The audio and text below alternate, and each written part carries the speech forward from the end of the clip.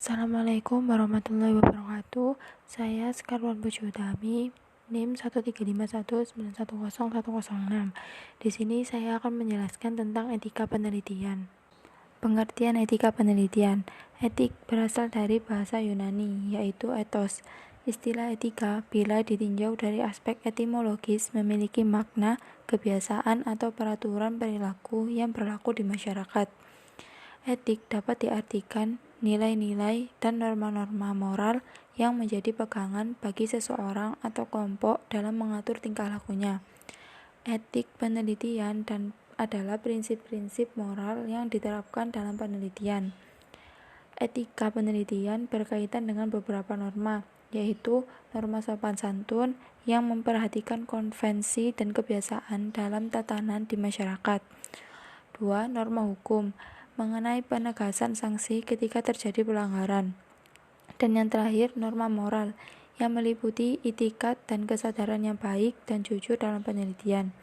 Etika penelitian membantu untuk merumuskan pedoman etis yang lebih edukat dan norma-norma baru yang dibutuhkan karena adanya perubahan dinamis dalam kehidupan masyarakat. Etika dalam penelitian atau riset merupakan sebuah keniscayaan untuk dijadikan sebagai piranti sekaligus pedoman untuk menghindari kegagalan dalam penelitian. Manfaat mengurus etik penelitian bagi subjek dan peneliti adalah sebagai berikut. Bagi subjek penelitian, etik penelitian merupakan kepastian perlindungan hak asasi manusia. Sedangkan bagi peneliti, manfaat etik penelitian adalah untuk menghindari pelanggaran HAM, publikasi ilmiah pada jurnal terakreditasi baik nasional maupun internasional, dan sebagai persyaratan untuk pencarian dana penelitian dari pihak sponsor atau pendukung dana. Perkembangan etik penelitian kesehatan. Penelitian bidang kesehatan pada awalnya merupakan penelitian bidang kedokteran. Umumnya dilakukan oleh para dokter pada diri sendiri atau anggota keluarga serta orang-orang yang terdekat. Etik penelitian kedokteran mulai menjadi perhatian karena mulai menimbulkan masalah akibat adanya pelanggaran hak individu atau subjek manusia dan kesadaran masyarakat yang makin meningkat. Contoh pelanggaran etik penelitian antara lain: 1. Kasus Tuskegee pada tahun 1932 sampai 1970. Ketika itu dilakukan studi yang mempelajari perjalanan penyakit sifilis pada orang-orang negro. Para subjek orang negro tersebut tidak diberi pengobatan, padahal penisilin telah ditemukan dan digunakan pada tahun 1943. Yang kedua, kasus Willowbrook pada tahun 1950. Suatu studi yang mempelajari penyakit hepatitis dengan menyertakan anak-anak terbelakang. Anak terbelakang termasuk kelompok rentan yang tidak dapat memberikan persetujuan yang mendasari kesukarelaan sebagai subjek penelitian. Yang ketiga, pada tahun 1963, Jewish Hospital melakukan studi yang menyertakan orang jumbo sebagai subjek dengan menyuntikkan sel kanker untuk mempelajari reaksi imunologinya. Pada tahun 2002 diterbitkan beberapa peraturan terkait dengan etik penelitian seperti Surat Keputusan Kepala Badan Pengawas Obat dan Makanan Nomor 02002 tentang tata laksana uji klinik obat tradisional. Pedoman uji klinik yang baik di Indonesia, Keputusan Menteri Kesehatan RI Nomor 1333 tahun 2002 tentang persetujuan penelitian kesehatan terhadap manusia, dan Keputusan Menteri Kesehatan RI Nomor 1334 tahun 2002 tentang Komisi Nasional Etik Penelitian Kesehatan. Penelitian yang harus meminta persetujuan etik atau ethical clearance adalah sebagai berikut. A. Penelitian terapeutik. Penelitian pada orang sakit dengan tujuan untuk menyembuhkan penyakitnya, baik dengan obat maupun cara lain seperti pembedahan dan penyinaran. B. Penelitian non-terapeutik. Penelitian pada manusia yang tidak menyangkut pengobatan penyakit secara langsung. Tujuan penelitian ini hanya untuk mendapatkan data tentang segala sesuatu mengenai penyakit. C. Penelitian dengan masalah khusus atau dependent person dan wanita hamil. D. Penelitian yang mengikut sertakan manusia sebagai subjek penelitian. E. Penelitian yang menggunakan hewan percobaan meliputi aspek farmaseutika, alat kesehatan, radiasi dan pemotretan, prosedur bedah, biologik, epidemiologik, rekam medis, sosial, dan psikososial. Prinsip dasar etik penelitian kesehatan. Penerapan etik penelitian kesehatan dilakukan melalui 3 prinsip utama, yakni beneficence, menghargai martabat manusia, dan mendapatkan keadilan. Beneficence. Prinsip ini mengutamakan keselamatan manusia, bahwa pada dasarnya di atas segalanya tidak boleh menambahkan subjek penelitian. Prinsip beneficence mengandung 4 dimensi, yakni bebas dari bahaya, yaitu peneliti harus berusaha melindungi subjek yang diteliti, terhindar dari bahaya atau ketidaknyamanan fisik dan mental. Yang kedua, bebas dari eksploitasi.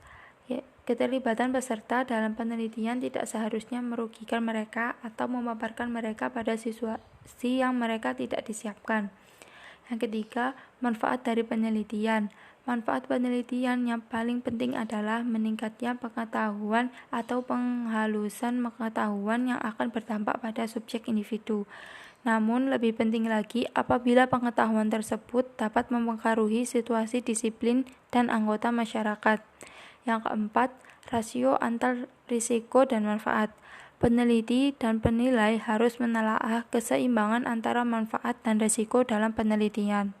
Menghargai martabat manusia, yaitu menghormati martabat subjek sebagai manusia meliputi a. hak untuk self-determination atau menetapkan diri sendiri. Prinsip self-determination ini mengandung arti bahwa subjek mempunyai hak untuk memutuskan secara sukarela apakah dia ingin berpartisipasi dalam suatu penelitian tanpa beresiko untuk dihukum, dipaksa, atau diperlakukan tidak adil. B. Hak untuk mendapatkan penjelasan lengkap. Penjelasan lengkap berarti bahwa peneliti telah secara penuh menjelaskan tentang sifat penelitian, hak subjek untuk menolak berperan serta, tanggung jawab peneliti, serta kemungkinan risiko dan manfaat yang bisa terjadi. Mendapatkan keadilan. Prinsip ini mendukung hak subjek untuk mendapatkan perlakuan yang adil dan hak mereka untuk mendapatkan keleluasaan pribadi. Hak mendapatkan perlakuan yang adil berarti subjek mempunyai hak yang sama sebelum, selama, dan setelah partisipasi mereka dalam penelitian. Perlakuan yang adil mencakup aspek-aspek sebagai berikut. A. Seleksi subjek yang adil dan tidak diskriminatif. B. Perlakuan yang tidak menghukum bagi mereka yang menolak atau mengundurkan diri dari kesetaraannya dalam penelitian, walaupun dia pernah menyetujui untuk berpartisipasi. C. Penghargaan terhadap semua persetujuan yang telah dibuat antar peneliti dan subjek, termasuk prosedur dan pembayaran atau tunjangan yang telah dijanjikan. D. Subjek dapat mengakses penelitian setiap saat diperlukan untuk mengklarifikasi informasi. E. Subjek dapat mengakses bantuan profesional yang sesuai apabila terjadi gangguan fisik atau psikologis. F. Mendapatkan penjelasan, jika diperlukan, yang tidak diberikan sebelum penelitian dilakukan atau mengklarifikasi isu yang timbul selama penelitian. G. Perlakuan yang penuh rasa hormat selama penelitian. Persetujuan setelah penjelasan.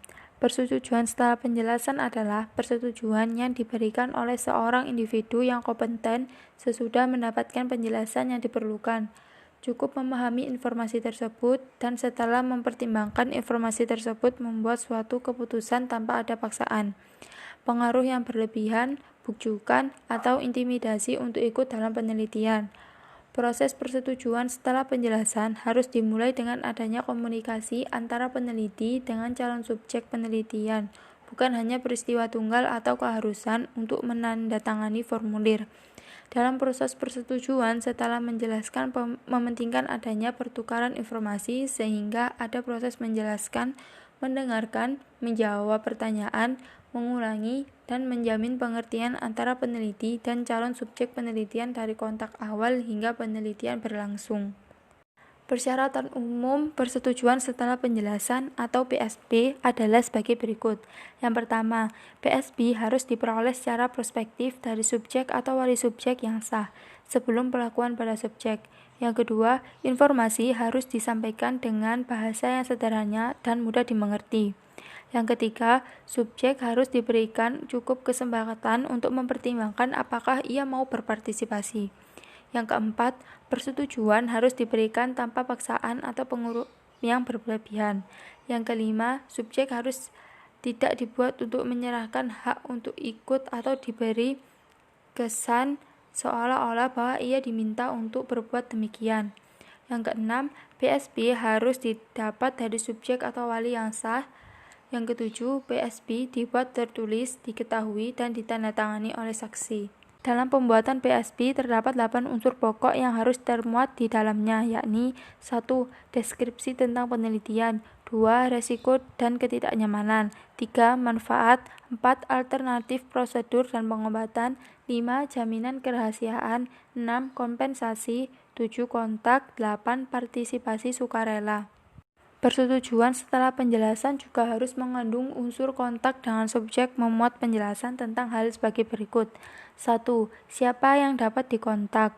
Kadang-kadang pertemuan satu kali tidak mencukupi untuk menjawab pertanyaan dalam semua bidang. 2. Pertemuan untuk menjawab pertanyaan yang berhubungan dengan penelitian. 3. Pertemuan tentang hak-hak sebagai seorang peserta atau subjek penelitian yang bersifat realistis, layak, dan sesuai dengan budaya. Persetujuan setelah penjelasan juga harus memuat pernyataan bahwa partisipasi dalam penelitian bersifat sukarela, hak subjek untuk tidak meneruskan setiap saat, dan tidak ada penalti atau hukuman apapun untuk penolakan sebagai subjek penelitian. Etika peneliti kesehatan. Penelitian yang berkualitas tidak hanya ditentukan oleh rancangan penelitian dan instrumen yang memadai, namun juga tergantung pada hal-hal seperti memenuhi kaidah-kaidah ilmiah dan etik penelitian, tepat waktu dan tepat guna, dan sumber daya yang berkualitas serta memiliki integritas yang tinggi sebagai seorang peneliti. Tanggung jawab utama sebagai seorang peneliti adalah melindungi hak dan kesejahteraan manusia dan pemanfaatan hewan sebagai subjek penelitian. Seorang peneliti juga bertanggung jawab atas penyampaian laporan hasil penelitian kepada Komisi Etik Penelitian Kesehatan sesuai ketentuan yang berlaku. Apabila terjadi masalah yang tidak terduga yang terkait dengan risiko subjek atau hal lain, harus segera melaporkannya kepada Komisi Etik Penelitian Kesehatan. Sekian pemaparan yang dapat saya sampaikan, kurang lebihnya mohon maaf. Wassalamualaikum warahmatullahi wabarakatuh.